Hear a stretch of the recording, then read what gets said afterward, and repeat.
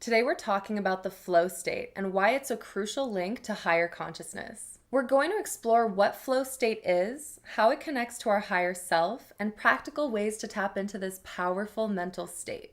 So what exactly is the flow state? You might have heard it described as being in the zone. It's that magical place where you feel fully immersed in an activity, losing track of time and feeling an incredible sense of joy and productivity. You can even call it the God state because this is where we tap into our divinity. So here are the key characteristics of the flow. You know you're in flow when you have complete focus and concentration on the task at hand.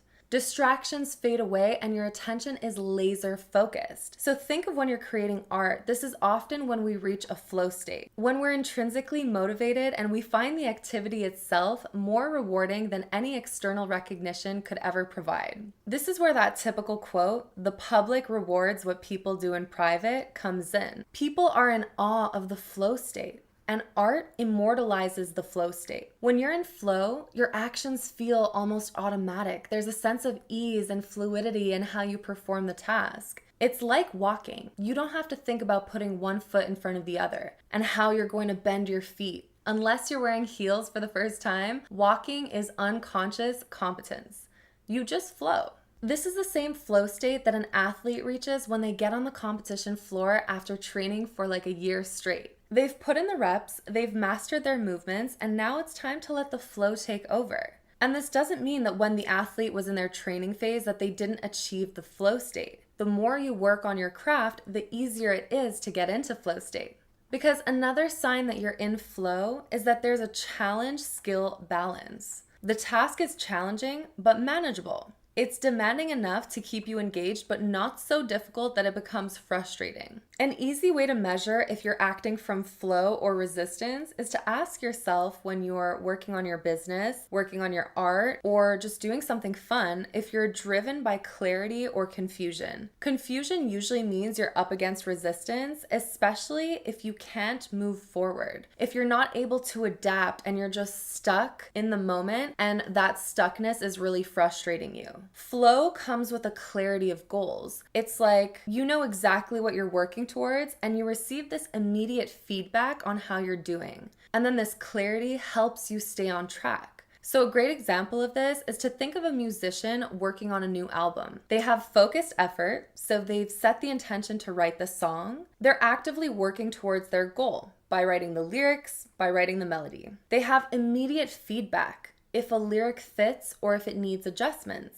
And there's this continuous loop of creation and feedback that keeps this musician energized and motivated to keep on going, meaning they're consistently making progress and aligning with their vision. A lot of the time, flow state is going to feel effortless. It feels like you're on a cloud, like all of the cosmos are lining up perfectly to support you and your creation in this present moment. There's this loss of self-consciousness.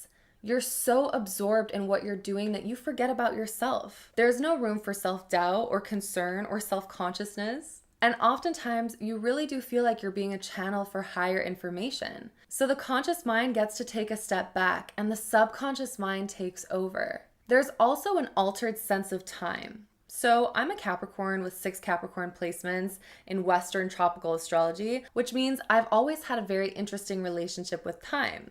Normally, when I'm living my daily life, I usually find myself behind schedule. Time always seems to escape me. But when I'm in flow state, time slows down. It's the most unreal, supernatural experience I could ever even try to explain or depict. I'm in this vortex of frozen space and time. Now, flow state for others can also have the opposite effect. Like a person with ADHD will say that when they hyper-focus on a project, they'll feel like only minutes have passed when in reality, it's been like 8 hours. The flow really is such a magical state because it's a state of complete presence. You're not distracted or fragmenting your attention into multiple avenues, so in reality, you become a very powerful creator. Your energy becomes potent. You have this heightened creativity and your problem-solving skills amplify. If you're someone who says there's not enough time, then I would highly recommend setting aside 1 hour a day of dedicated focus.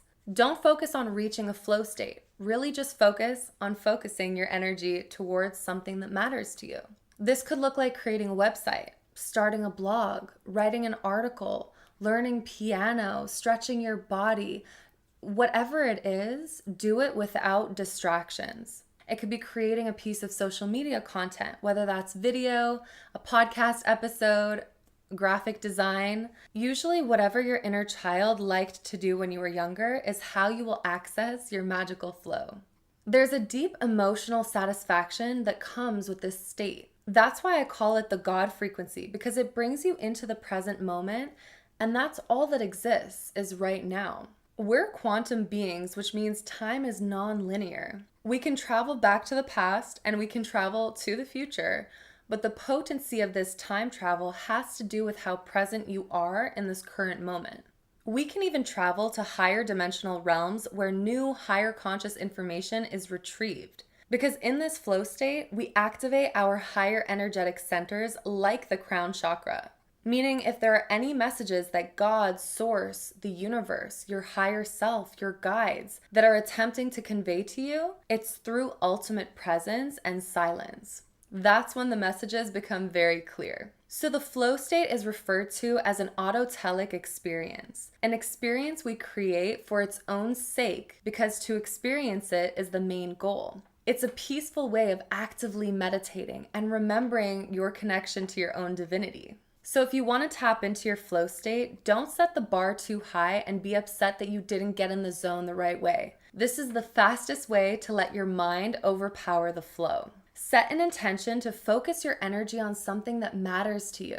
Choose tasks that challenge you but that match your skill level. So if this is like baking, don't try to bake an 8-layer cake. Bake the brownies that you know you've done before, but make it a little bit more special. Minimize distractions and give yourself a dedicated time limit to get the job done. That way you'll be more inspired to stay focused on the goal. And most importantly, follow your highest excitement in any moment, and you will be led to the flow state, which is where the magic lies. I hope this inspired you to connect to your higher consciousness. Follow for more esoteric wisdom that connects you with your divinity.